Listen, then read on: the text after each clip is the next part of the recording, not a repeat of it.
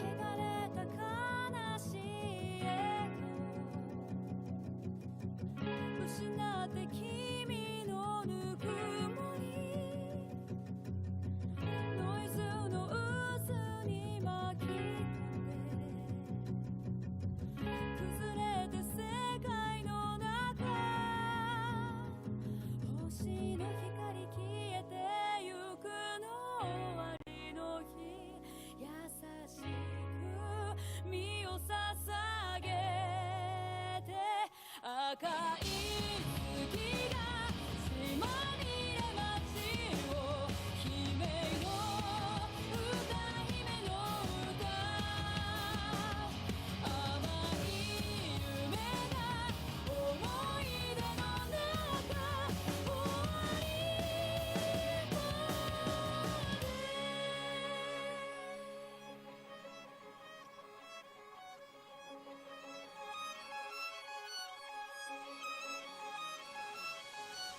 なくなった記憶の真実蝕まれた体の奥懐かしい声が聞こえるの最後の歌激しく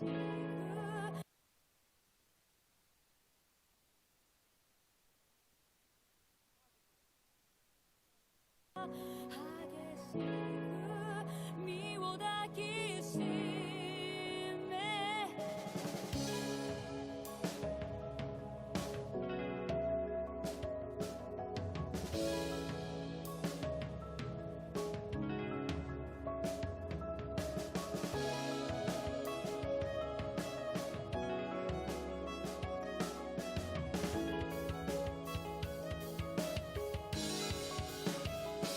赤い月が終わりの世界を悲しい歌姫の歌淡い夢が真実の裏に消えるまで赤い月が島にれ街を姫の歌姫の歌甘い夢が思い出の中終わりまで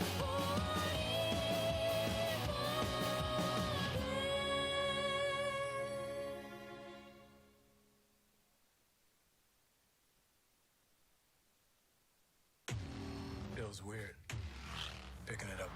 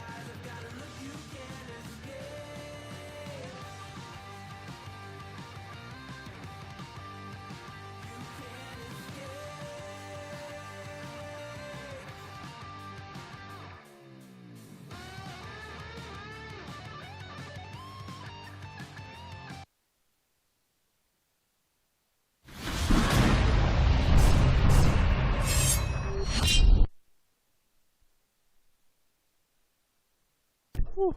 What is up? What is up? Hello, everybody. How you doing?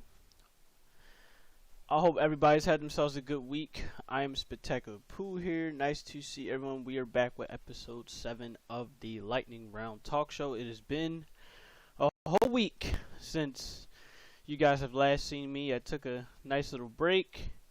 I'm happy to come back. I hope everybody has enjoyed their week. Hope everybody enjoyed themselves. Hope everybody took care of themselves. And, I hope everything continues to be well with everyone in their health.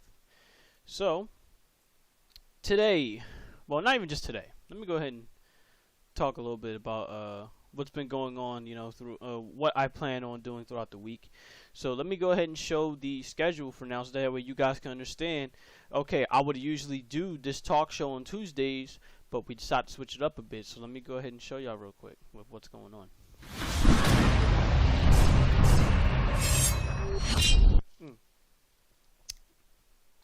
As you guys can see for what's going on, Mondays we will now do the Lightning Round Talk Show on Mondays for the time being, because as you can see on Tuesday at 8:30, that's when I will actually be streaming, because I'm trying to get the amazing weapon that is known as the Vex Mytho class, which returned in Destiny 2, returned in the Vault of Glass raid. So every Tuesday with Destiny, they had this little thing where they do the resets on Tuesday. They don't do it on Monday, like you would think any other person would, any other game would. They reset on Tuesdays.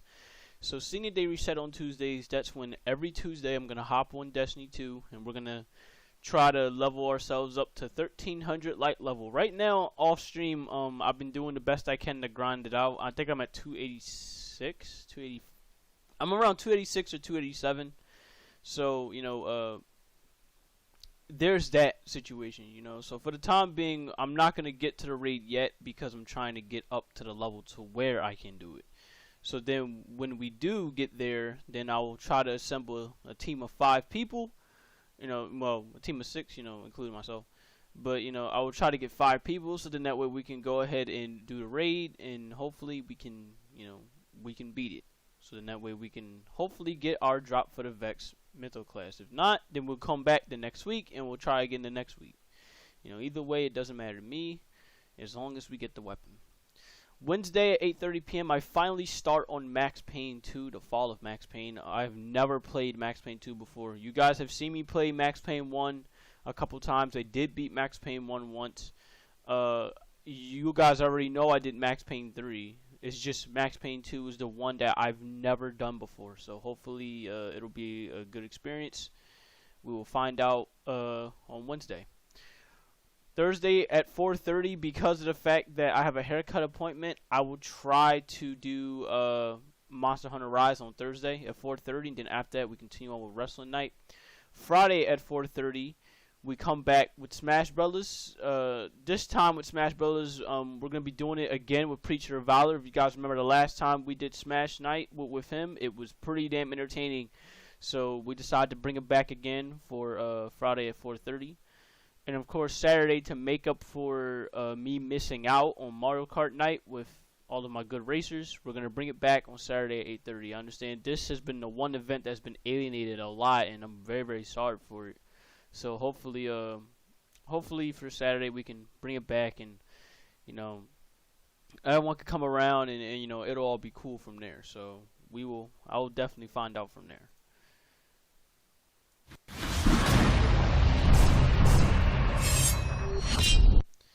Oops, sorry, wrong one.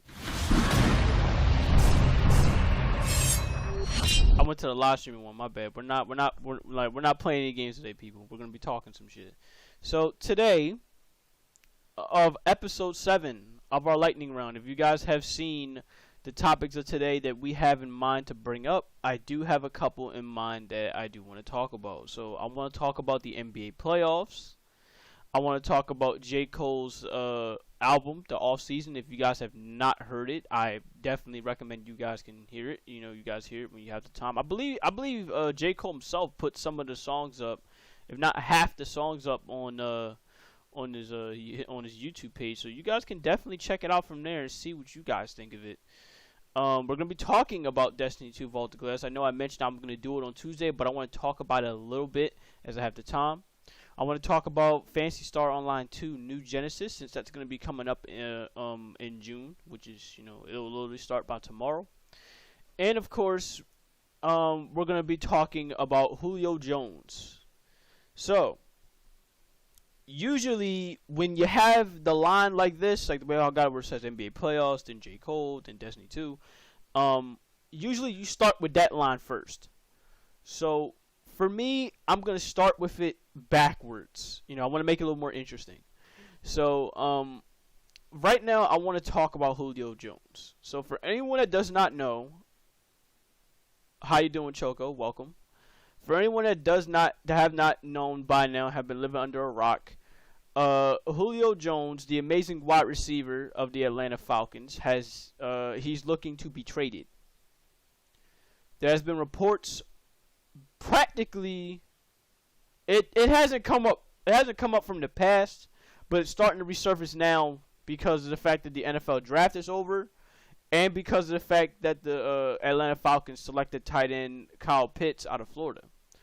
But now it's starting to resurface more and more and more with Julio Jones wanting to request a trade and wanting to get out of the Atlanta Falcons. So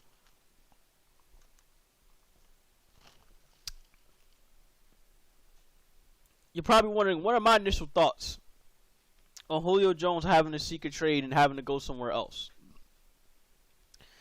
Well, here's what I really think of it, right? For Julio Jones at this point in his career, for one, I can't blame him for wanting to leave Atlanta, considering they wasted away his prime years. They really have wasted him quite a bit. Dude's an amazingly gifted wide receiver, and for the fact that the Atlanta Falcons have not been trying to really get back to the Super Bowl with him, besides the one time that they lost and they choked it away. Besides that, I can't say that, it's a bad idea for him to sit up here and request a trade. And here's another thing that you have to factor in with this too. With the Atlanta Falcons, they don't necessarily have the cap space to keep him.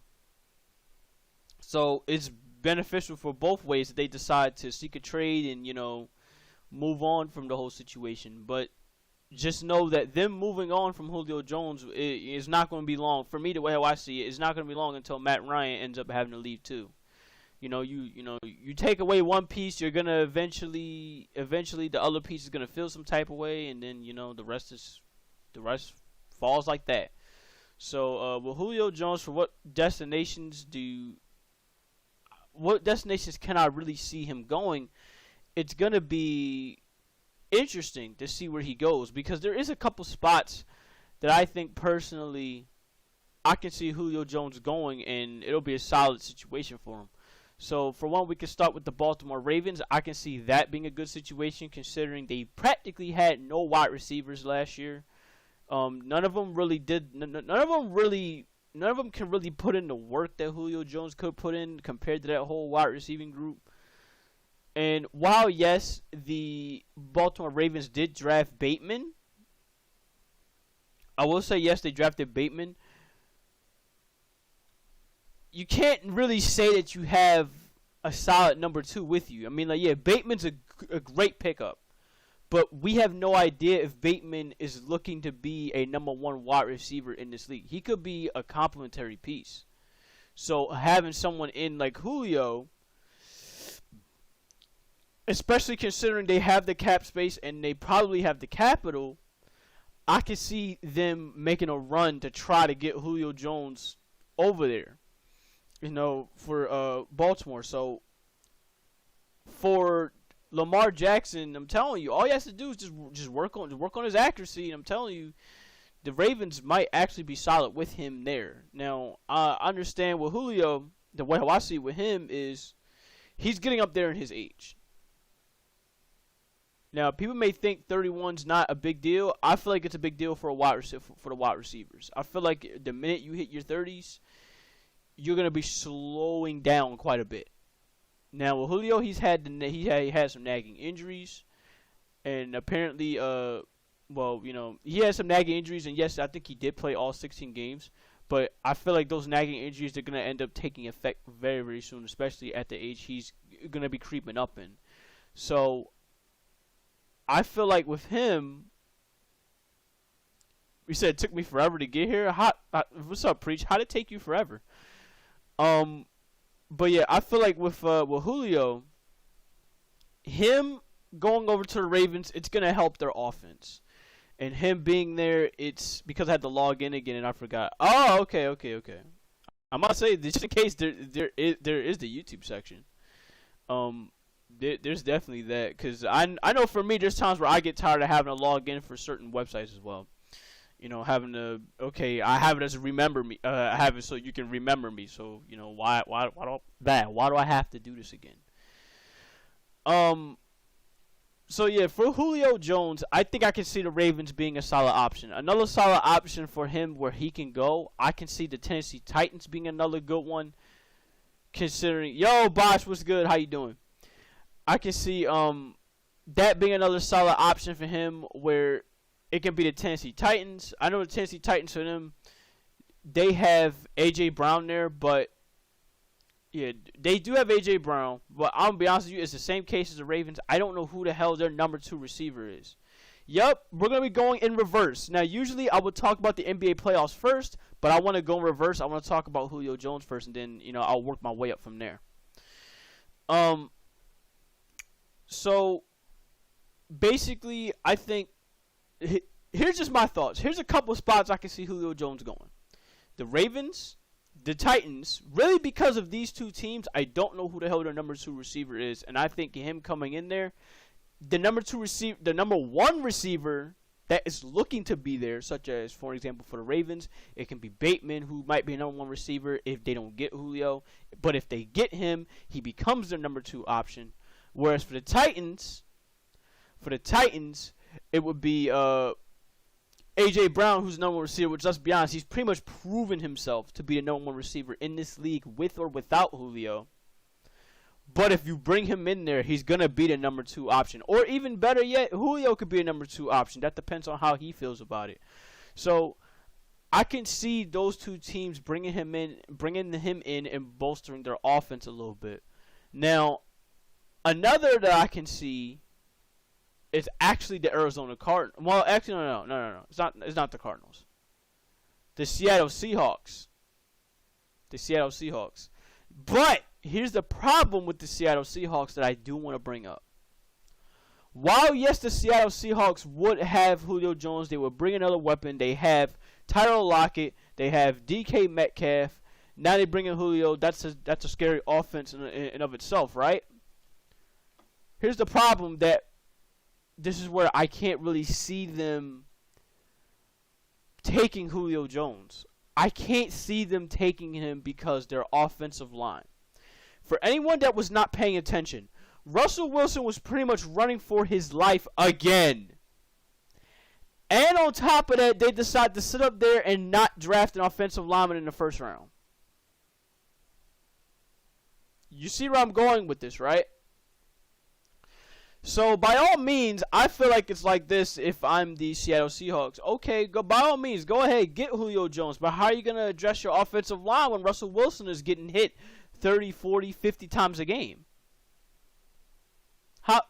What's that going to solve?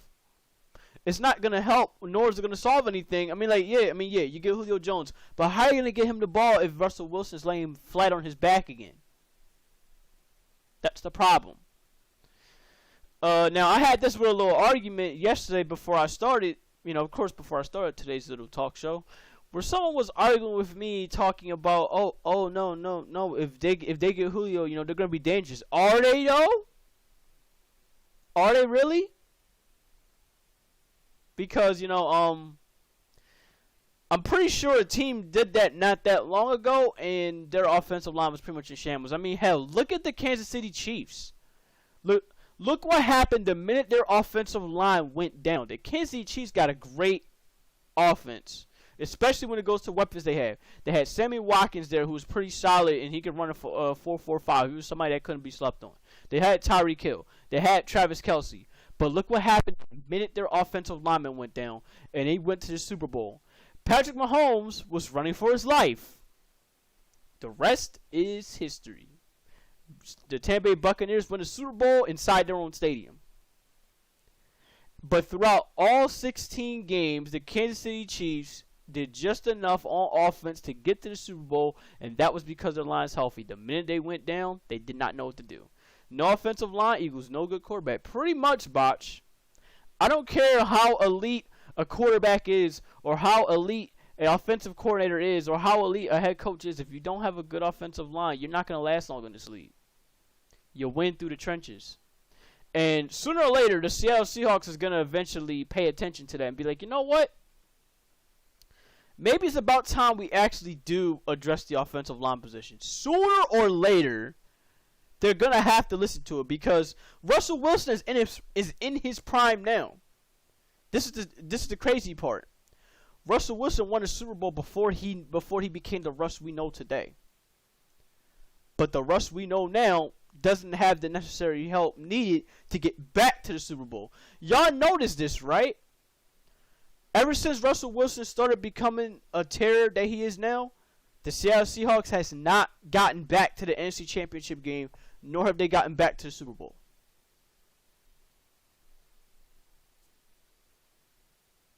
Why? Because Seattle Seahawks think giving him weapons is better than not giving him a line, or ignoring other shit that they shouldn't ignore. And Bot says the Pats could use Julio Jones. I agree, they could use him. But here's the deal, though. Julio Jones says he wants to go to a winner. Patriots is not winning anytime soon. Not anymore. The Patriots is not winning anytime soon. The Dallas Cowboys is not winning anytime soon. There is one option I can see him going. One other option. One last option I can see him going. And this is only because they want to make this one specific player happy. I can see Julio Jones going right to the Green Bay Packers. Now think of how nasty that's going to be. Also, one other thing you have to factor in, Green Bay Packers, they do need a number 2 wide receiver. So imagine this: Aaron Rodgers, Devontae Adams, and Julio Jones. That is looking to be disgusting off the jump. And knowing how the Packers use their players, I can see it being a great fit over there. So that's something to keep in mind. Don't sleep on the Packers being a potential team in this, to where they're going to be like, you know what, we want to go ahead and make our guy Aaron Rodgers happy. We understand he's coming to offseason as of late and requesting a trade and requesting this and that. So why not make him a little happy by getting him a nice star wide receiver in Julio Jones, add on with our other star wide receiver in, Devontae Adams. So again, something for you to look forward to. Next for us, well, actually, no, before I get next for us, I want to hear y'all thoughts on this. Where do y'all think Julio Jones might go? Because there's plenty of options for him.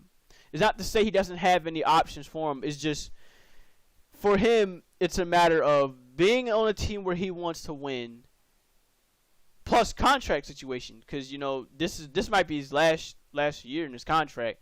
So they might have to look to re-signing him should that team get him. So Bots mentions the Pats as one good option. I mentioned like 4 or 5 other options for Julio. I'm real curious. Is there any options that I may have missed that you guys think Julio Jones might go to? Because one of them, much I know right now, he's not going to rivals. He's not going to any rivals. He's not going to the New Orleans Saints unless the Atlanta Falcons feel that strongly to the point where they feel like Julio Jones is that washed to where he's going to get traded to the Saints. That's alarming, the way I would see it. So you trading with a rival to say, your star, you used to be star wide receiver, to say this dude's washed.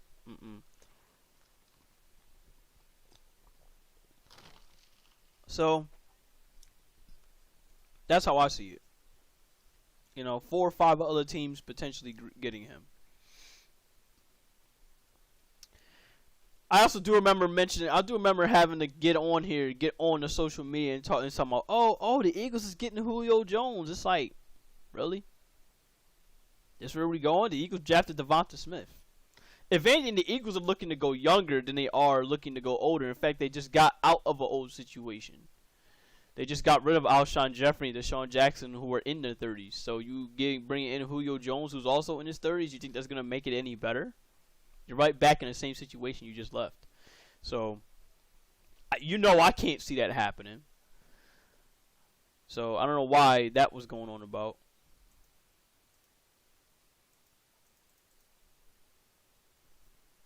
So yeah, if that's it, I know Julio say he wants to play with Cam. While yes, he did say he wants to play with Cam, he also said he wants to play with a winner. So again, it's just something to keep in mind. The Patriots are not winning. They're not winning these next few years. I'll tell you that right now. They're not winning. They're not going. They're lucky. They'll be lucky if they even get to the playoffs. So there you go. Alright, well, I see no other talks on this. Oh, besides Mima Jack's comment, which just came in. Mima Jack says here, I heard the Lions could get Julio, but I'm not going to count that knowing how the Lions do personnel decisions.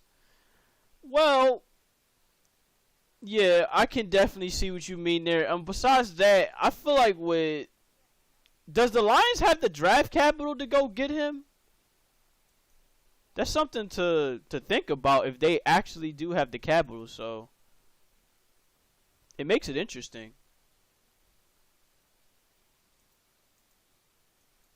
Y'all don't think so? Y'all don't think they have the draft capital? Botch doesn't think so? I'm like, it'll be interesting for him to go over to the Lions. I mean, let's be honest, he'll be their best wide receiver, seeing as Kenny Galladay left, but I would say overall, he would be their best receiver since Megatron. Being honest, when we're going off a talent level, he'll be their best wide receiver since then. So, hold on 1 minute. I noticed the YouTube chat's not coming up, so let me actually fix that right now. Okay. But that'll be interesting, Mima Jack, if the Lions could actually sit up there and make a move to grab Julio Jones. That would be very, very, very interesting to see what they'll do. So for that, I'm going to go into the next topic. We're going to talk about Phantasy Star Online 2 New Genesis. For people that have been unaware with Phantasy Star Online 2, don't know what the game is, don't know what it's all about. It is basically a RPG RPG game, kind of adventure RPG game where, you play as these, play as these fantasy characters, fantasy anime characters. You go in, you have these weapons, and you start beating up monsters. You start kicking ass, and then you save the world, you save the planet. You can actually check out Phantasy Star Online 2 for yourself. Yeah, action RPG with hack and slash style combat. Basically something like what Devil May Cry, in a way. Since you want to mention the hack and slash. MMO RPG. Yeah, there you go. Thank you. I don't know why I decided not to get that out. But yeah, basically it's like that where you sign up with these anime characters and you just grab certain weapons, you with certain classes. And you basically just start killing monsters. I just want to make it the simplified version because I know there's some people that probably don't give a fuck, so I'm not going to go in deep detail with it. I mainly leave the gameplay up for you to decide, which is exactly what I'm going to do here. So, for people that don't know, they're going to have an expansion coming up in June. Tomorrow will officially be June. So, it's going to come, late June? Mid-June or late June? Choco, I believe you told me what the date was that it's going to come out in. Specifically going to come out in. I don't exactly know the date exactly. I know it's coming out in June, but I don't know the exact date. So, the thing with this is, it's going to be coming out with an expansion, a very, very cool looking expansion.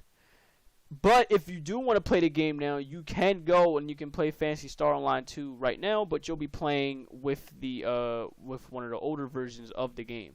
So what I do like about it though, that you can switch back and forth between the two games, between the original Phantasy Star Online 2 and of course the New Genesis version, which I think is pretty cool because that's not alienating your fan base the way how certain games will actually go about that situation. Okay, it says it's coming out in June, but you don't have an exact date, but I do know that the North American and Japan versions are getting it at the same time. Oh, okay, so that's fine with me. That's all fine with me. Let me actually, for anyone that has not seen the gameplay, I'm going to show you guys the gameplay right now. I'm just going to show you a couple minutes, and that's all there is to it. Let's see. Here it is right here. This looks good enough. You know, a small little showcase for the game, because I think, you know, every game that I want to talk about, I do want to at least showcase it in some form so you guys can see exactly, you know, what you might look, you know, what you'll look forward to. See if you'll like it, see, you know, and see if you won't like it. Let me see here. There it is. Google Chrome. There you go. We're going to use this one. There you go. That looks good enough.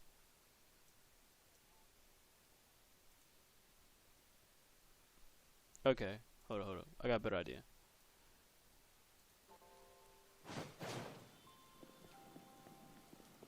This should be good enough to where you guys can see, right?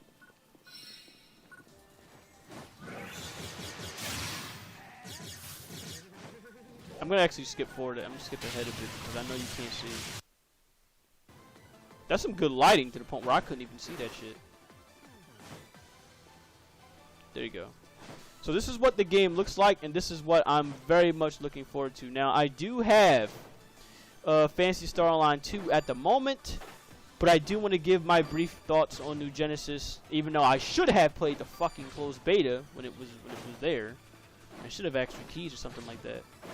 You said there was announcements that the max level will be 20 at launch and 35 in a few months, and I'm okay with that because the main focus is your battle power, not so much level. Okay, I get that. Now, for me, when I started out on Phantasy Star Online 2, not that long ago, like a year ago or so, I was intrigued. I was interested in having to really get into the game and really, you know, see what it was all about. Now, I saw what it was all about. I played it a bit. Here's my initial thoughts on the original version of this game. Don't get me wrong, the game absolutely looks fun. It do look cool, but I felt like at the time when I was playing it, the PC requirements for the game was like I'm sorry, not even the PC requirements. The PC port of the game. Let me be specific. The PC port of the game was pretty much killing my experience of the game, and I was not too thrilled about it. So I guess you can say because of that, with the whole PC port, it kind of turned me away on having to play the beta of this particular game, because I wasn't exactly all that trustworthy to see, trustworthy of Sega to see if they could sit up there and, you know, make a solid port of, you know, their expansion because of what happened with their original game. So that was one thing that fucked me up with it right there.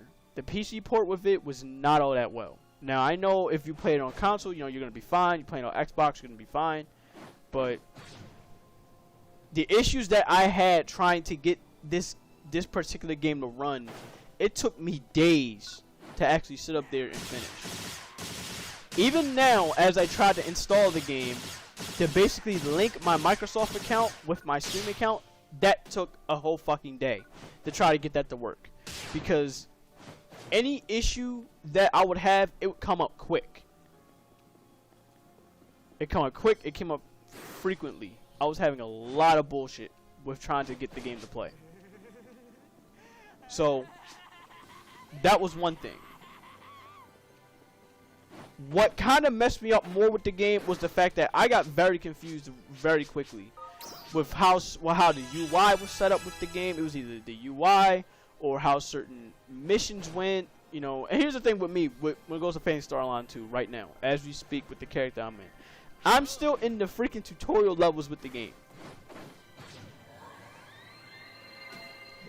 And the only reason why I'm up to the level I'm at now, which is like, what, level 44, 45? The only reason why I'm up to where I'm at is because of the simple fact that, you know, you're a returning player. Because I haven't played in such a long time. But okay, here, we're going to give you some XP, so then that way, you know, maybe you'll be convinced to stick around for a bit, you know? Since I feel like that's what they was trying to do with me. while I thank them for that, while that's all well and good, I went back into the game yesterday. And I went back to the game the day before that. And for me, for me with the game, it felt like I'm just getting in with the game way too late. If you get what I'm saying. There's certain games where you want to play, you like, but then you start to realize, be like, oh shit, maybe I got into this game at the wrong place at the wrong time, seeing as I'm too late to get into it. So I'm thinking, okay, I'm looking at New Genesis here, and I'm seeing its gameplay here. I'm seeing how it's all played. I'm seeing how it's all done. I'm thinking maybe it might be a better idea to actually go into a game. You're starting out fresh. You're starting out early. Everybody starts out fresh. You don't feel like you're overwhelmed. I feel like having to get into it with the expansion. You can grow with other people. You can grow, with people that still learn the game, still getting to it, as much as you're trying to get into it. And I understand right now with PSO2 they have the collaborations and they have certain stuff that's, probably gonna stick around with it for a while. But for me, basically, that's what kind of turned me off, with Phantasy Star Online 2. It's not a shot at the game in particular. You can say more so. This is more so on me. I have no problem with that, because there's certain games that don't fit with me. There's certain games that that do fit with me. For me, the original version of this, it just didn't seem to fit with me, either because of the issues that it was having, or because of the fact in my case, right now, I'm getting into it at the wrong place. At the wrong time, don't know what the fuck I'm really doing. Yeah, you said you was that way with Monster Hunter World and Final Fantasy because I didn't really get to play Monster Hunter World until Iceborne. While yes, well, you talking about Iceborne on release, or Iceborne like a little later on?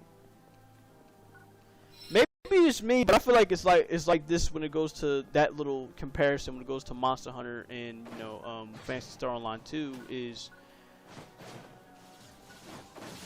I feel like with Monster Hunter, it's easier to follow. You know what I mean? Well, Monster Hunter is easier for you to follow and easier for you to get up to where you want to get to. Preach says, now there's a small issue that is brewing with the Phantasy Star Online 2 content creating community. There's rumors veteran streamers will focus on rotating their viewers with one another, which means there's potential for another elitist cult bubble to be formed. Yeah, I don't need that. I don't need that. Yeah, if you want somebody to get into your game, y'all gotta cut that elitist bullshit out. And let's be honest, Monster Hunter is no different with this. They had to cut that elitist bullshit out, and they're still having some bit of issues with it. But if you're trying to get new people to the game, you're trying to make new friends, make new people, get more people into playing your games and having fun with it.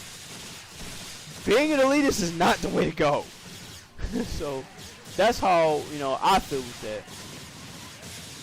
And this was not. Oh, okay. Let me see this here. About the farm. This was not announced. This is information that is spoke about in various top Phantasy Star Online 2 content creators.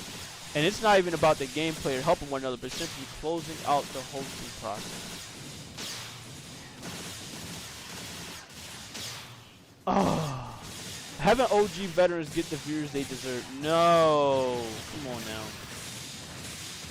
That comes off as being a little entitled, don't you think?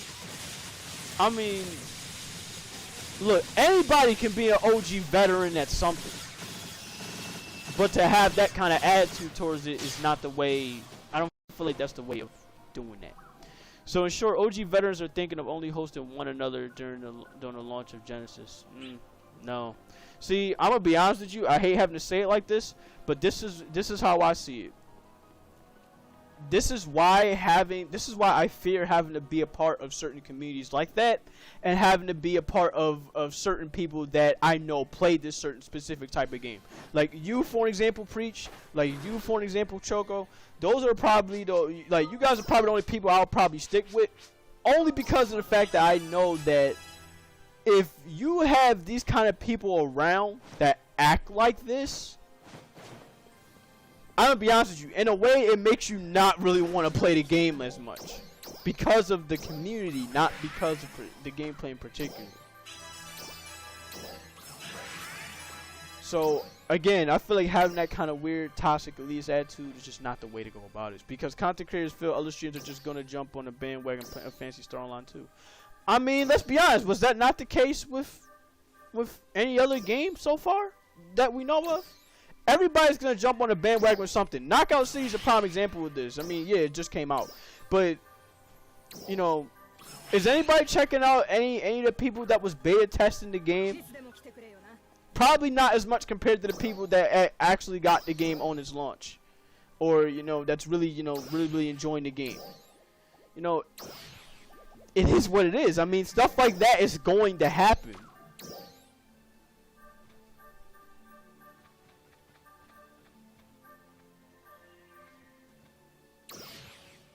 I guess I'm going back to Blue Bursting. Yeah, I hope stuff like that, you know, that doesn't really stick around. I hope it's just, you know, a launch thing and ended as that.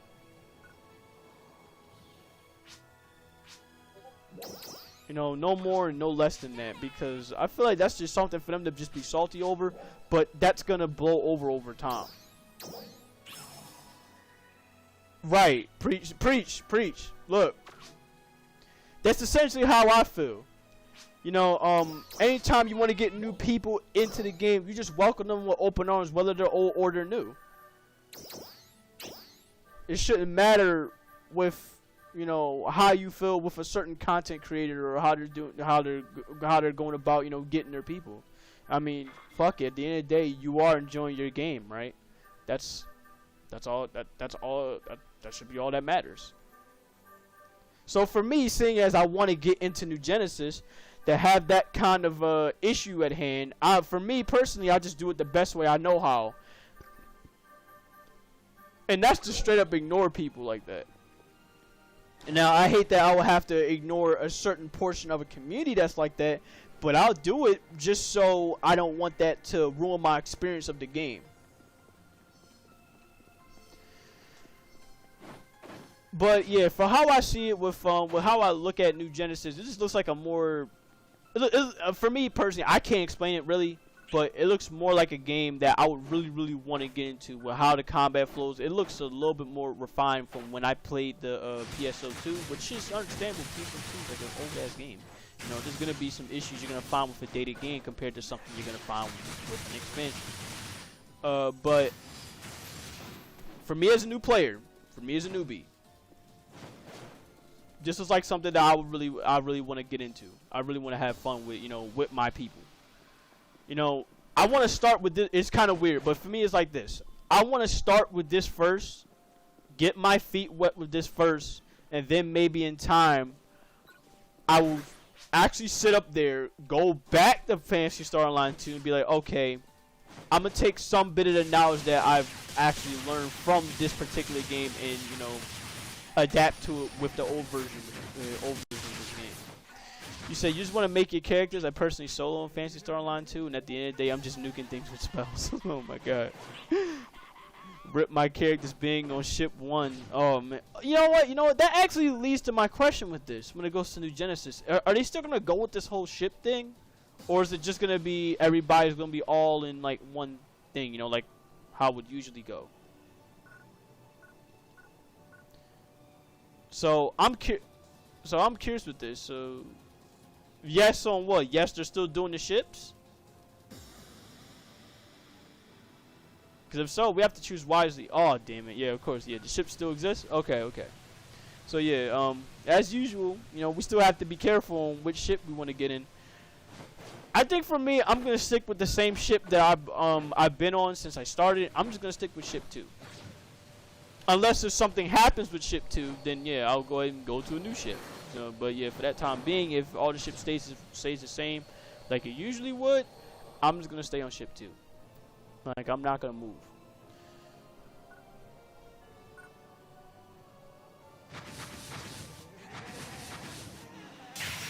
Yeah, just from looking at this, it just looks so much more, fun. So, there you guys go. If you guys are interested in having to play Phantasy Star Online 2 New Genesis, definitely look forward to it in June. But if you want to play the older version of it, you can pretty much install the game on Steam. You can install it on Microsoft Store, or if you have an Xbox One, I think it's possible with Xbox Series X as well. You can go ahead and, you can play the game from there and, give your thoughts on the game. Other than that, for everyone else, I'm curious, to hear, from veterans such as Preach and Choco. Do y'all have any other thoughts when it goes to, this game? What do you personally think about it? I don't think I've actually heard. I don't think I've actually gotten your detailed thoughts on this expansion. Do you think it's something that you're going to be playing long term? Can you see it to where, okay, you'll play it for a little bit, then probably go back to the older games, or probably play something else? I'm curious to hear all veterans' point of view, any elders' point of view. I'm always willing to take in this kind of advice. What advice would you give to new players? What advice would you give to veteran players? That kind of stuff. Characters are shit blocked. Yeah, pretty much. Oh, wait a minute. So you mean to tell me if I go to the, wait. Are you saying if I went to, let's say, if I went to the expansion one, would I stay permanent on ship 2 like I did with the old game? Because that would be crazy. I hope that wouldn't be the case if you're telling us to make a new character. Be like, oh, okay, you'll stay on the same ship that you were on the old one. I'm like, no, that wouldn't be right. Now, you should be able to at least go, okay, you're ship 2 with this character, but then, on the old game. But in the newer game, you're like ship 1.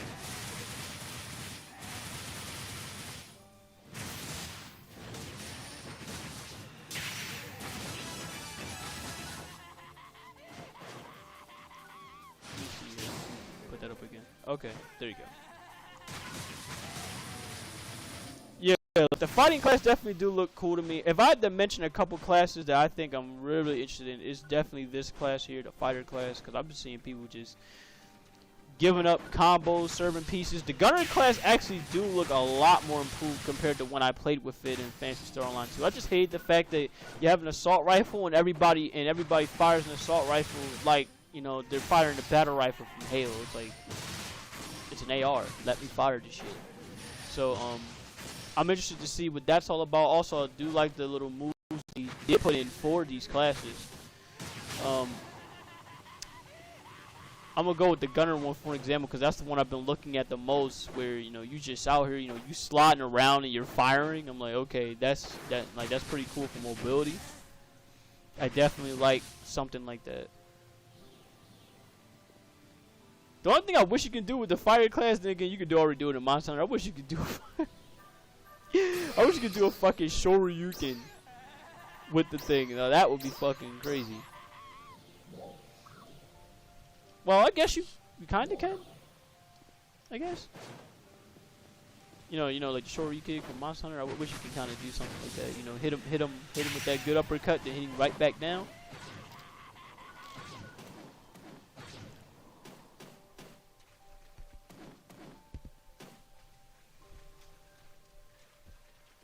But yeah, this looks just really, really cool, and I can't wait to try it out.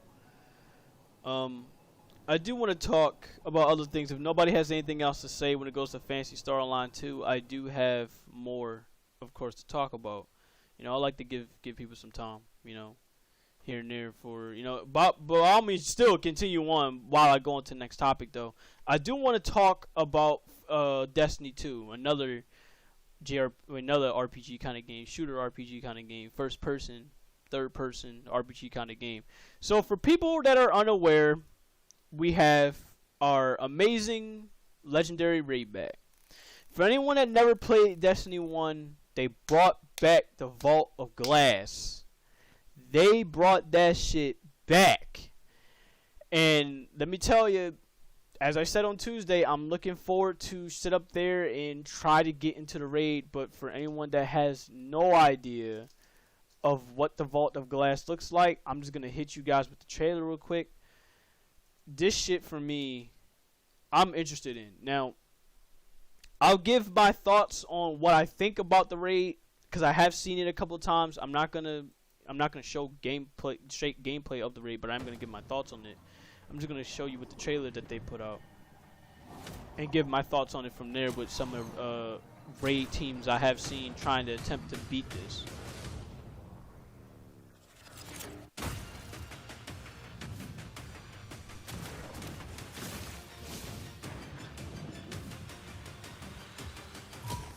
The reason why I'm not going to show gameplay of it was because I haven't seen all of the raid. I only saw the end of the raid, which is with Atheon.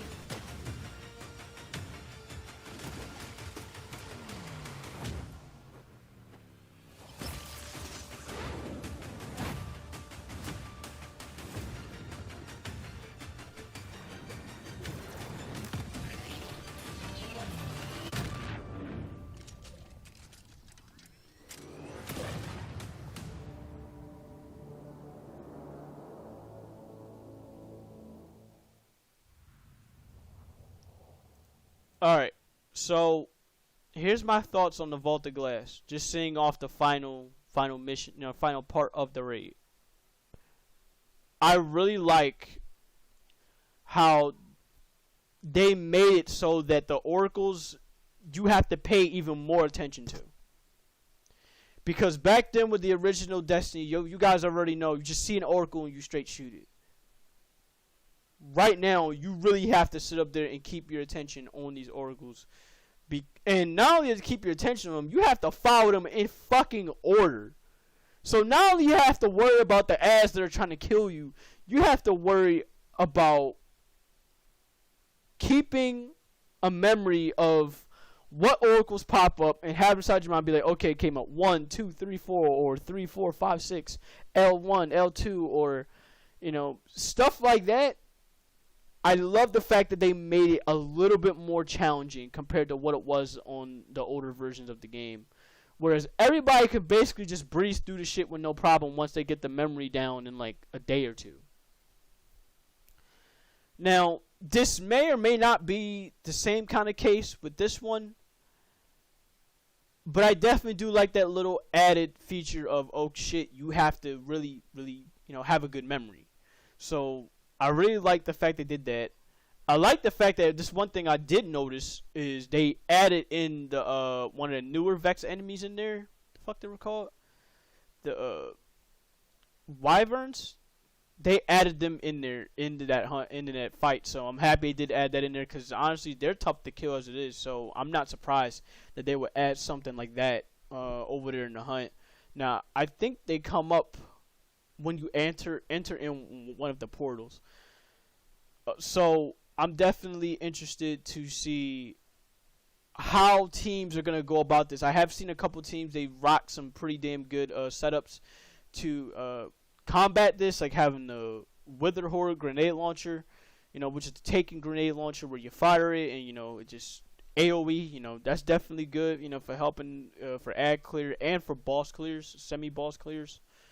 I'm happy they basically made the fight all the more challenging that they would, in the first game. They knew it was too easy for everybody. They knew they couldn't just come in and make it all the same. They also knew that they can't just sit up there and be like, oh, okay, let's just copy and paste, throw this shit on there. No, we gotta add some little shit in here to make it difficult for you. So, and I know that's the basis of a raid. It's supposed to be difficult for some people.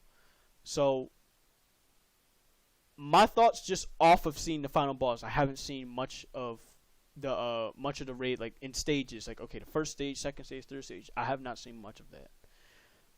But I have to say, seeing that, I can't wait to dive into this raid once I get up to the light level. More so, I can't wait to get the Vex Mytho class. I cannot wait to get that weapon. That weapon, I'm telling y'all this now, that weapon is literally the only reason I'm even hopping on Destiny 2 in the first place. Because if that weapon was not going to return with this raid, I was not going to care. I was going to keep playing Halo, and I was going to play some multiplayer with Halo and just chill out with that. So the fact they brought that back is enough for me to be like, okay, let me go ahead, let me install this game, let me get the expansion, for the Beyond Light expansion, and let's make this work. So I can't wait to, really, again, I just can't wait to get into it. I think that raid is going to give me a couple weeks, to finally not only beat the shit, but to also get the weapon I'm looking for. Because, Destiny and, RNG and, it's bullshit. So, if I had to speak on one thing I'm kind of concerned with when it goes to having a Vault of Glass coming back, is how long is it going to take until it'll eventually start to get stale like it did the first time around? Now, I feel like after the month or so, you never got it on Destiny 1? Oh, man. Flaming. Damn. You missed out when it was fucking amazing on D1. It was damn near overpowered. Now, I'm curious to see how that weapon is going to be when I do get my hands on it. Now, I have seen a couple vids on it. Some people say it's good. Some people say it's not so good. I will find out when I get it myself, because I'm not going to go off of YouTubers' point of views. No matter how long they play the game, I go off of my own point of view and my own point of view, period. So, yeah, on Destiny 1, that weapon was not fair. Even when it was nerfed, it was still not fair. So, I would say this. I think the weapon killed in like 4 or 5 shots as far as I remember. But it fired so fucking fast that you couldn't really know if it killed in 4 shots or 5 shots or 6 shots. At least for me. I just know this for a fact. It was constantly hitting you in the head. So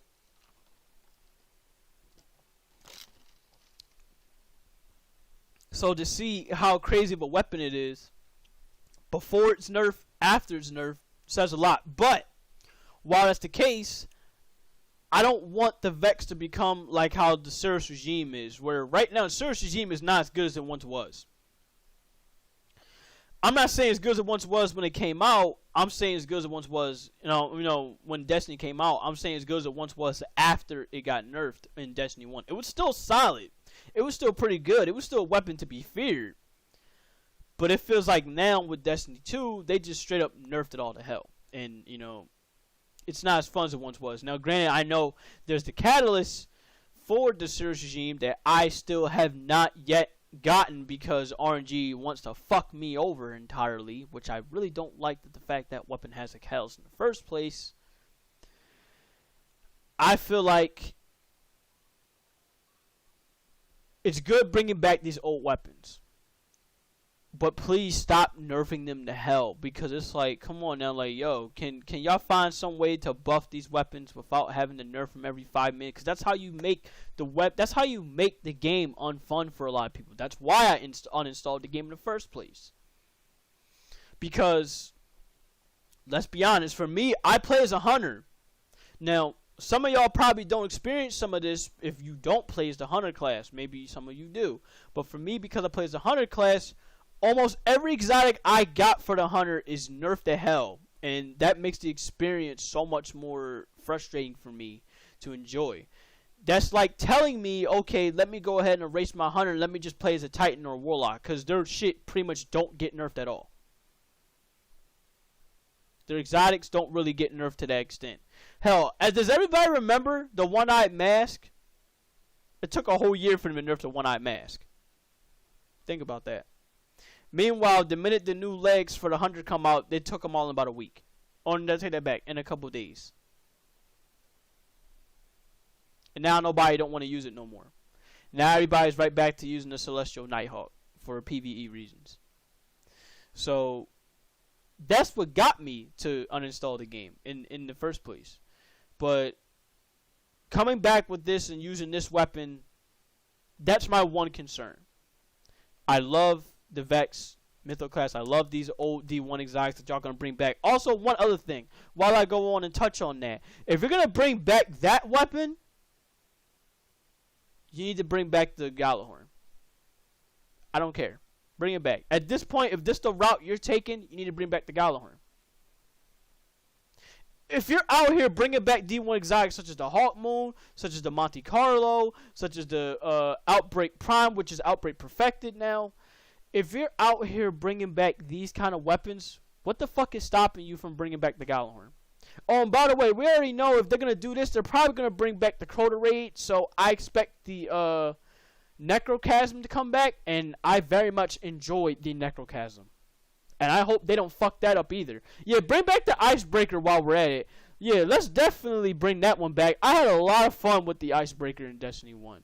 That saved my ass a lot of times where I could just sit up there and just go back and, you know, if I had no ammo and I was in a nightfall and I had to put up with enemies to where, you know, some bullshit was going on. Yeah, bring back the Icebreaker, please. Please. But have a quest specific for the Icebreaker. That shit was fun. So, I'm with that. Definitely bring back the Icebreaker. That's probably one of the only exotic sniper rifles I would ever use. Hell, they brought back the Whisper. Hell, they brought back the Black Hammer, which is the Whisper of the Worm. 1 minute, my phone.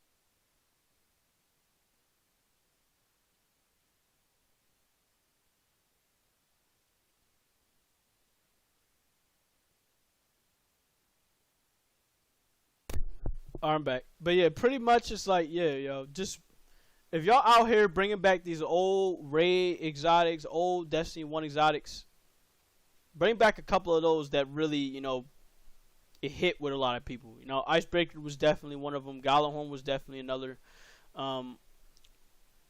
There was, was it?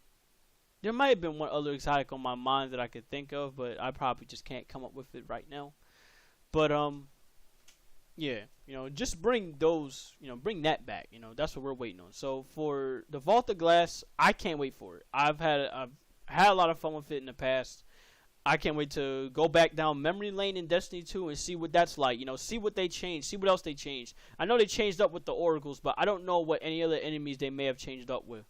And that for me is what I can't wait for. I want to be surprised by this raid once I hop into it. So hopefully I can find myself a group of, you know, a group of five, you know, five people, 6 people. You know, we can actually do this, you know, and hop in there. One other thing before I move on, I want to continue on with Destiny though for a bit. Now I did participate in that little cross play thing when it went to the strikes. I want to talk about that for a bit. I'm all for Destiny having PvE crossplay. Because, you know, it's just that. PvE crossplay. You know, you have fun with everybody everywhere. I'm all for it if that's where it stays. And that's where it should forever stay. Now, I feel like it's like this. If Destiny fucks around and they bring in PvP crossplay, it's going to bring in a lot of annoyances. Now, we already have a lot of bullshit on our hands when it goes to Crucible or even when it goes to Gambit. That's why I would say this. My one fear with them trying to go with this crossplay route is the fact that they fuck around and they make it so that PvP is crossplay. Y'all may not like this idea coming from me. Honestly, this is rare coming from me, but I'd rather Destiny not have it at all because a lot of people, they're tired of the PvP. Hell, even I'm tired of the PvP. I get frustrated when I play the PvP, no matter where it's from.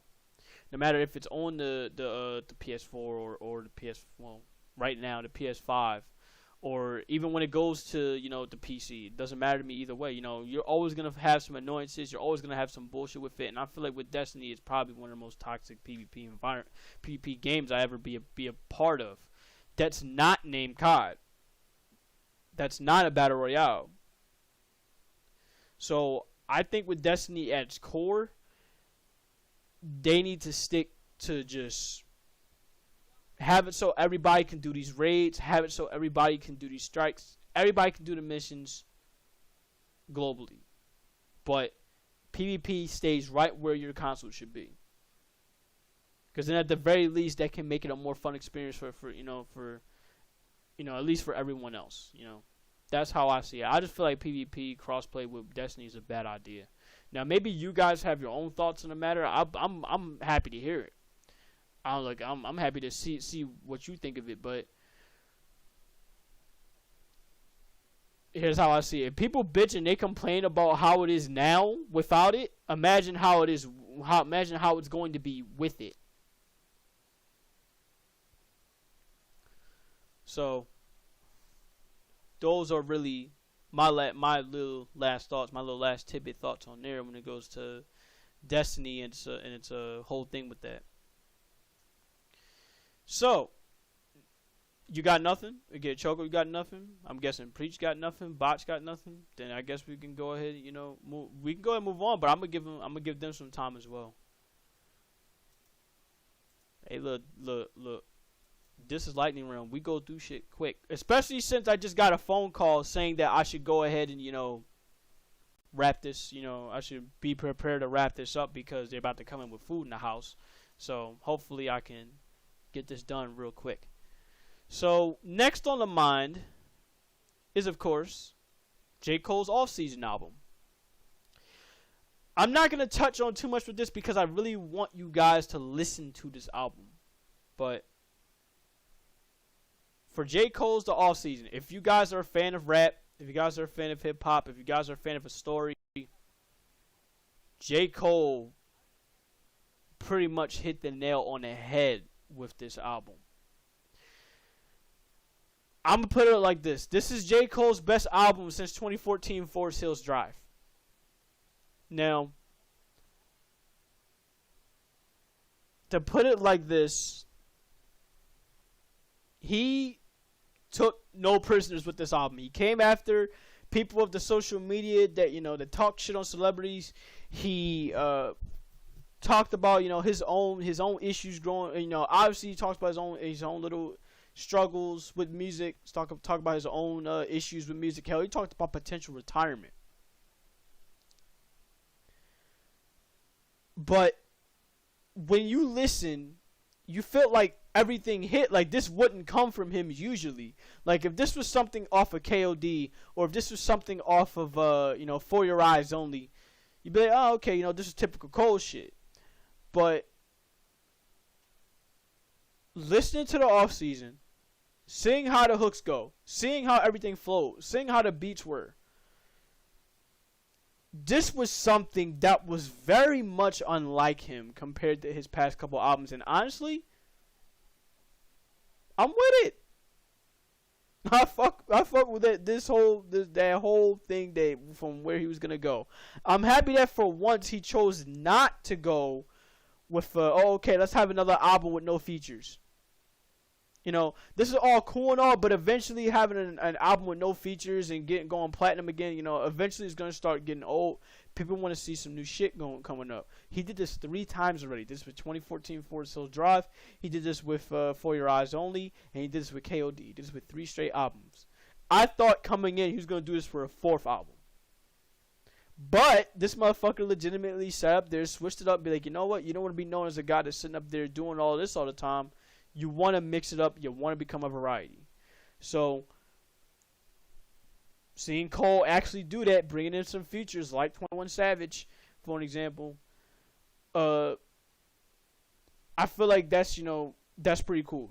To tell people, you're now, the door's open now. You can come in. If you're, for him, he feels like, okay, the door's open if you're worthy. We're not gonna bring in some people that don't know that don't know they shit. So, for me, all in all, to point out my favorite tracks off the off season, it's like this. It's I think it's Way on the Hillside is that one. It's 95 South. It's My Life. And I'm trying to think of one other one. 1 minute. I think I messaged my cousin what it was all about. 1 minute. I think I have the messages here. I want to make sure because I don't exactly remember the titles of tracks off the top of my head. Here it is. It was Pride is the Devil, My Life, 95 South, and Hunger on the Hillside. There you go. Those were my favorite tracks on the album because they all relate to almost everyone in some way, and they're catchy and they hit just right for you. You know, they hit for almost every situation. Like every time I go out and I go to Planet Fitness, I turn on these 4 songs and they all hit a different type of way. You know, I'm always, I'm in a feel good mood when I listen to these tracks. So there you go. For anyone that's into music, look no further than J. Cole's All Season. If not, I do have a couple of them and a couple other songs, a couple other albums in mind that I think you might want to listen to. You guys have seen me turn on City of the Week. You know, they're a band that actually found me. They actually sat up there and they followed me on Twitter. And I'm like, oh shit, who's this? And I see that they make music. I'm like, okay, let me actually hop in and see what their music's all about. And their music is pretty solid. So check out some of their tracks. Some of their tracks I think I will put in are, let's see. I think I have it on the playlist. Let me see here while I'm at it. I have a couple of them on the playlist. If not, then I'll go ahead and, I'll round them off. I'll link them to you. Stitched Up Heart is definitely another one. I've started listening to them recently. I think I put Preach on it as well when we was playing Monster Hunter. So yeah, Stitched Up Heart, there's 3 songs here, which is Catch Me When I Fall, My Demon, and Crooked Halo is definitely one. Here it is. Suffer Like Me from City of the Week is definitely a catchy ass theme that constantly gets me.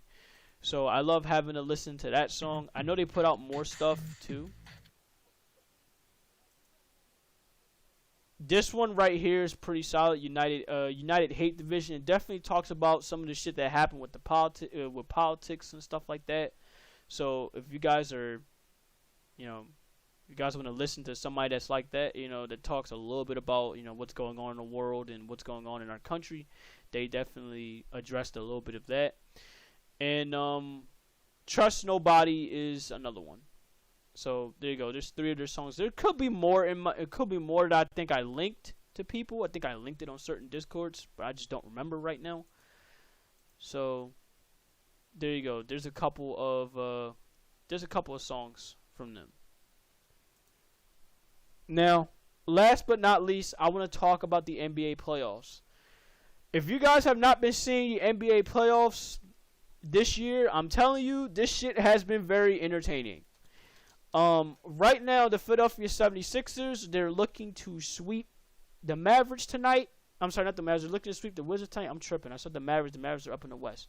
They're looking to sweep the Washington Wizards tonight. They lead 3-0. They're trying to get it over and done with 7 o'clock tonight, and I will definitely be tuning into that. We got the Jazz and the Grizzlies. That's looking to be pretty solid. I hope the Grizzlies actually win, so then that way we can have another tied series. We have Game 4, Suns Lakers. That one's tied 2-2.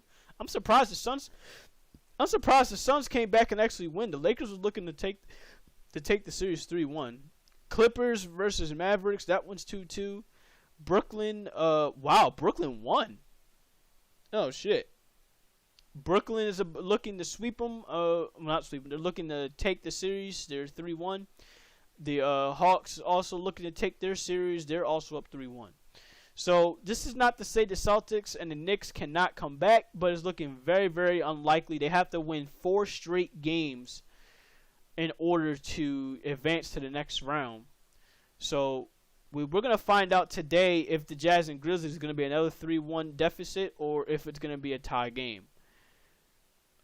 So, the only game to where only series to where it ended in a sweep was the Miami Heat and the Milwaukee Bucks. I got to say, the thing that makes it the most entertaining for me when it goes to this NBA playoffs is looking at a lot of the social media assault. I'm going to be honest with you right now. Especially seeing it come back on certain people because for me, because I rep the Philly teams. I'm seeing a lot of salt when it went to the Heat fans saying that they was going to sit up there and beat the Philadelphia 76ers only to find out they get swept by the Milwaukee Bucks. Yeah. I'm sure that will say enough. I don't need to say no more with that. Just know this for a fact. Anytime people ended up talking shit and their team does not come through, you already know on social media the first thing that's going to be coming on their mind is, oh, okay, let me actually go ahead and, bring up this little receipt here where, didn't you say this not that long ago? And then, the rest is history. People don't want to admit they were wrong. But yeah, this NBA playoffs has been looking to be pretty damn entertaining thus far. I can't wait to see what the next round of games is gonna be. Considering with the 76ers and the Wizards, I have a feeling we know what a couple of them are gonna be. We're gonna have the 76ers and the Hawks. I'm interested to see if the Hawks can really keep it like a 7-game series or maybe even a 6-game series. I think with Joel Embiid and Ben Simmons, they've been pretty damn good with their momentum thus far. Now, I will say the whole team in general, I have questions with. I have questions with their bench. Their bench play is probably the most suspect I've seen the Sixers pretty much all year. The Hawks, on the other hand, have shown that they have a better bench and they can actually score when their starters are actually sitting the hell down and they're actually taking a break. So I need to see what the Sixers are going to do about that bench. You have the starters. That's all well and good. But what about your bench? You can't just win a title just off your starters by itself. Your bench has to at least be adequate enough to help you win the title. So the Sixers and Hawks is looking to be a solid upcoming matchup. Right now, I have to say the Suns and Lakers, it's very entertaining just by itself. Now, after that, we'll find out what's going to happen after that. With the Suns and the Lakers and, of course, the Clippers and the Mavs. We'll really find out from there. I do know there's the Trailblazers and the Nuggets as well. Honestly, I've not been paying much attention to them. I forgot they're also 2-2. I actually hope the Trailblazers win. I'm going to tell you why. Because so far, the MVP of the league is the center for the Nuggets, Jokic. I feel like if he loses this series, it's going to really... It might actually have some questions with who wins MVP or not between Joel Embiid and Jokic. So I feel like the MVP is going to extend a little bit more than just the regular season. It might go up to the playoffs as well. We'll find out for sure. But other than that, I'm interested to see what's going to happen next with the NBA playoffs. A lot can happen. We think one team is going to win this or, we think one team might win the finals only to turn around and be like, oh, shit, this team's coming up out of nowhere. For you guys that don't know with me, I don't know too much about basketball. But right now as we speak, I'm entertained with what basketball has been giving me these past couple of days. So I'm interested. I can't wait to see what's going to be next. If you guys have any games you might be interested in, if you're interested in see what will happen with, let's say with the Sixers or the Wizards, might not be that, or if not, it could be the Jazz and the Grizzlies, maybe even the Celtics and the Nets to see if the Celtics can actually come back from a 3-1 deficit, or even the Trailblazers and the Nuggets to see what will happen between these two, or Lakers and the Suns. It's starting to pick up. It's not gonna really kick in until the conference games, but these games are starting to pick up. So I'll wait and see. It's all a wait and see.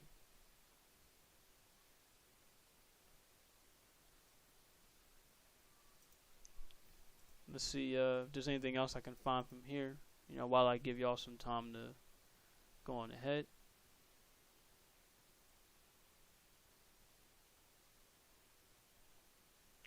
Ooh, Heritage Edition. That next dude cool. All right. Nobody's thoughts on any of this stuff? On the NBA playoffs? Oops. Sorry about that. But I guess not. If not, then that's all well with me.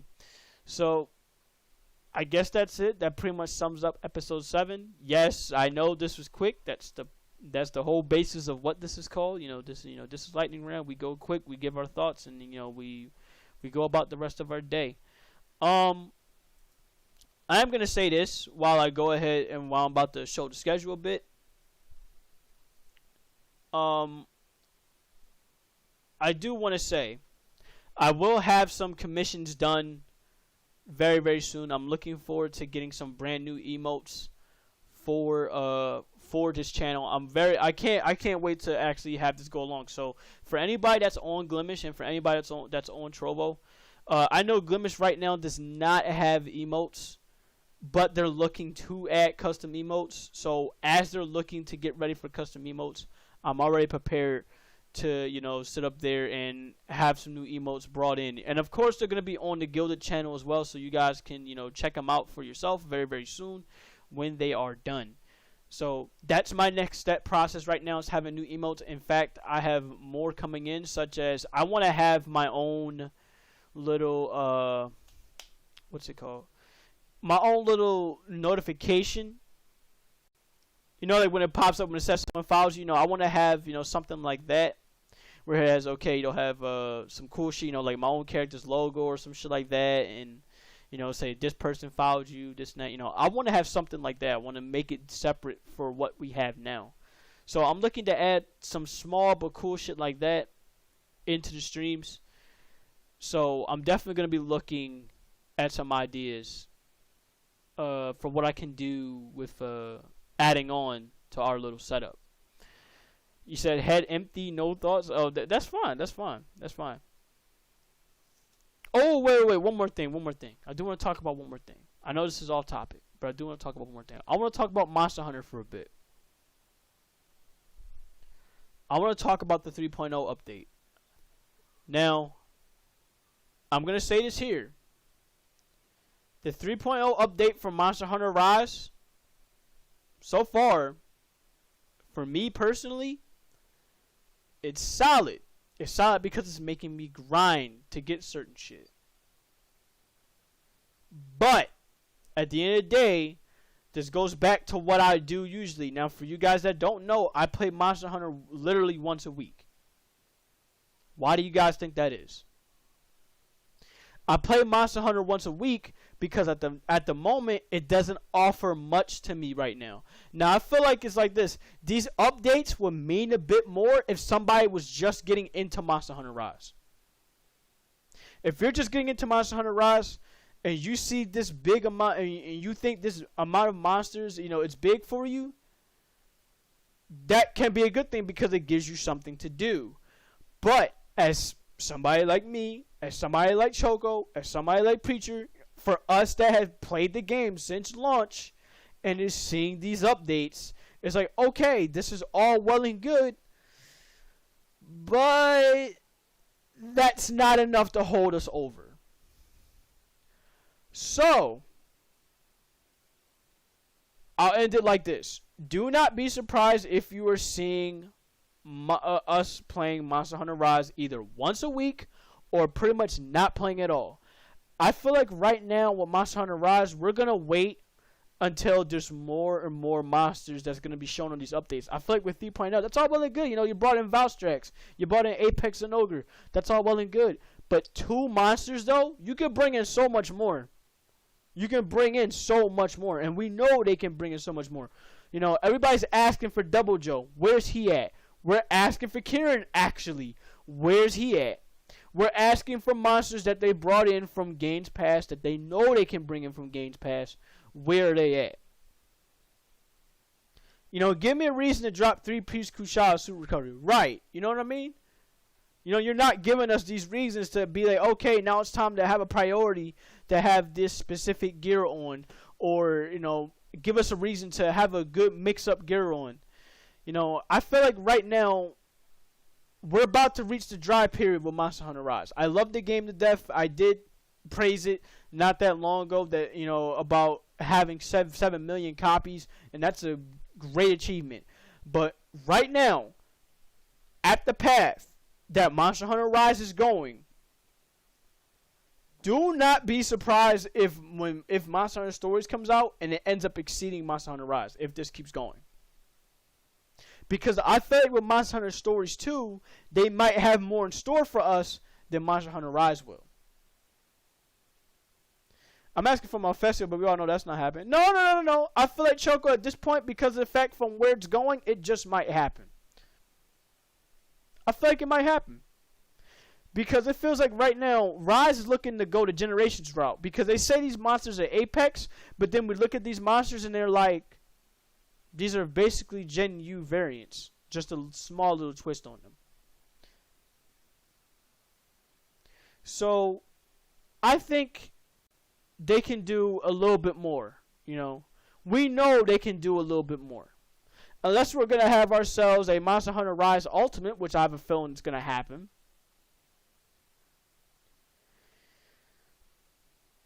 I feel like it's going to happen because you have these small updates. It's like, yo, we know you can bring in so much more.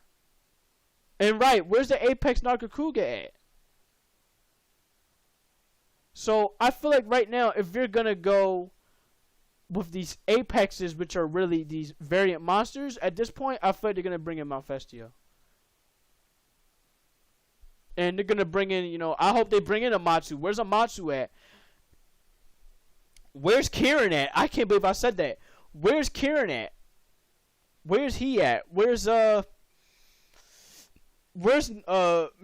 Nikarkos at? You know, since we're going this route with Monster Hunter Rise, to where, you know, we're sitting up there and we're bringing back monsters from Gen U and slightly bringing them back, and, you know, that kind of shit. You know what I mean? Right now with these updates, they're small, but I feel like we know where they're going. Small update here, small update here, small update here. This next one, it has to be a big one. Otherwise, it's going to be very, very deflating. Yeah, I also wonder where Kieran is. I feel like, yeah, he must be hiding somewhere. Yo, real shit though, Choco. It's funny you say that. Lao Sha Long would fit in the Rampage. That motherfucker was basically the original Rampage. Now, you know, now that you think about it, that motherfucker was the original Rampage. Debate your mama. Think about it. Think about it for a bit, people, before y'all come after me with this. That motherfucker was the original Rampage. He would definitely fit that mold. Definitely. And I can see some shit happening to where it will be like, you know, you fight 2 waves of monster here, but the last wave will be Lao Sha Long.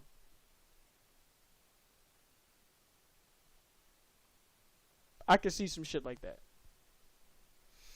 So, yeah, pretty much with Monster Hunter Rise, y'all gotta get better with these updates because they're looking very disinteresting, to say the least. Yes, we're happy you brought back Valstrax, you brought back Xenogra, but there has to be more. There can't be just 2 monsters. Y'all can't keep hitting us with these 1 or 2 monsters, you know. We dealt with it in World because, you know, World was pretty much a brand new experience for a lot of people. Plus, they put in, it's crazy. That's how it felt. It felt like with World, it was just a brand new experience. And now, since you're trying to do this with Rise, you know, you did this with World. You can't do this with Rise. You know, eventually people are going to want to get, you know, bored of this. So, yeah. And then to say ETC when there's nothing, just saying, you know, I'm just saying. So, something for y'all to look at. But yeah, Monster Hunter Stories 2 looks to be a game that I really can't wait for. That's coming out in July, right? Because if so, that's going to be on pre-order for July. And yes, people, I will be getting that game for the Switch. I'm not going to get it for nothing else, but I probably am going to get it I'm probably am gonna get it on the Steam version just because I'm interested to see what the mods are gonna be for Steam. But I'm getting it on the Switch first, so take that for what it's worth. You know, I can't wait for that. You're gonna look up the date. By all means, go ahead. But for that time being, though, guys, July 9th. Yep, July 9th, 2021. Good. That's right after I get paid. So that's good with me. I'm cool with that. So, yeah, July 9th, 2021 is when Monster Hunter Stories 2 is going to come out. And I'm very, very interested to see where that game is going to take the series. You know, see what else, see what the story is going to be all about. I feel like that game is going to give us more time, give us something to work for than Rise has thus far, which is the fucked up part. So, we will find out and we will see in time. Till then, guys, let me hit you with the schedule for this, rest of this week.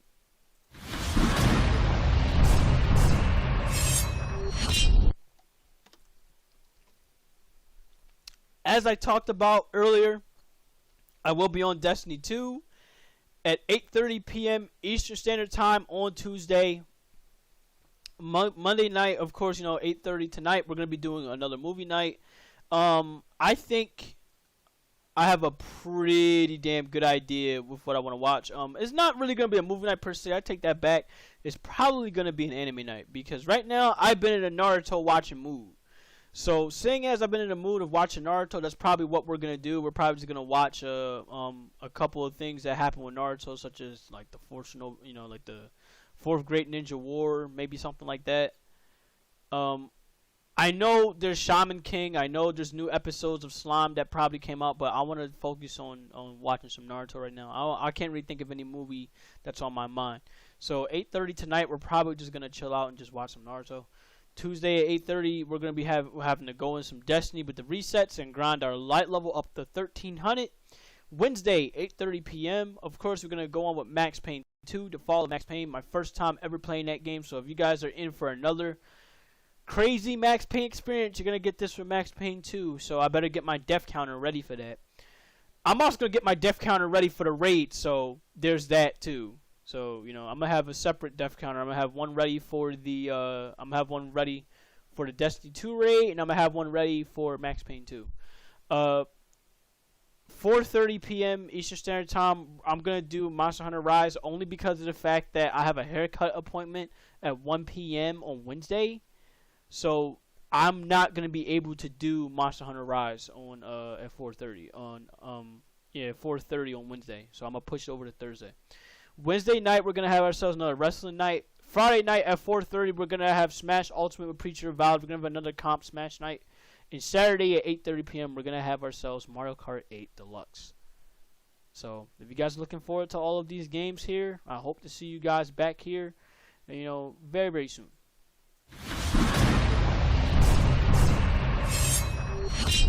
Till then, guys, thank you all so much for coming by. Every second, every minute, every hour you guys spend with me is every second, every minute, and every hour I'm blessed, and I'm grateful for it. Please check out the Guild server. If you guys are not in it already, it is definitely a solid chill server where, we talk about a lot of shit. We talk about Honkai. We talk about Genshin. We talk about artwork. We talk about what's going on in our daily lives, and we just straight chill out, with one another, We talk about Monster Hunter. We talk about sports. Doesn't matter. We talk about a lot of good stuff there. So we definitely talk about that. We check out the merch. Check out the merchandise if you guys haven't already. We have some pretty cool merchandise up there. And by the way, speaking of the merch, I plan on having hold on. This one thing I do want to show you. This is one thing I do want to show you guys real quick, right? This is one thing. I have this in mind that I want to do. I want to plan on commissioning one day. Hold on. Let me actually open this back up again. Okay. Before I actually do leave here, there's something I want to commission very, very soon. I want to get this one day. This is what I want. Stuff like this. It's a little gold pin thing going on from Core's Corner, where he sits up here and he has, your character and has some sparkling diamonds and shit like that, and you have your color in the background. It'll be, this is something I definitely want to commission from him one day, and I plan on having hopefully one day, with his permission, turn that into merchandise, because something like this, that's very, very cool. I need to ask him if I can turn that into merchandise, if I can turn that into a shirt, if I can turn that into a sticker. This is something I definitely do want to do. So with his permission, when I do have the time, hopefully next month I can commission him with this. If so, this is one thing I do want to, I'm going to go ahead and full screen it here. This is one thing I want right here next. So I plan on having to commission this soon. So there you guys go. I'm going to just show you guys here what it all looks like from here. Looks pretty cool, right? This is one thing I plan on having to do. I plan on having to do this for both characters, so both Pooh and Kalito. So one day, first chance I get, that's what I want to do. So yeah, till then, like I said,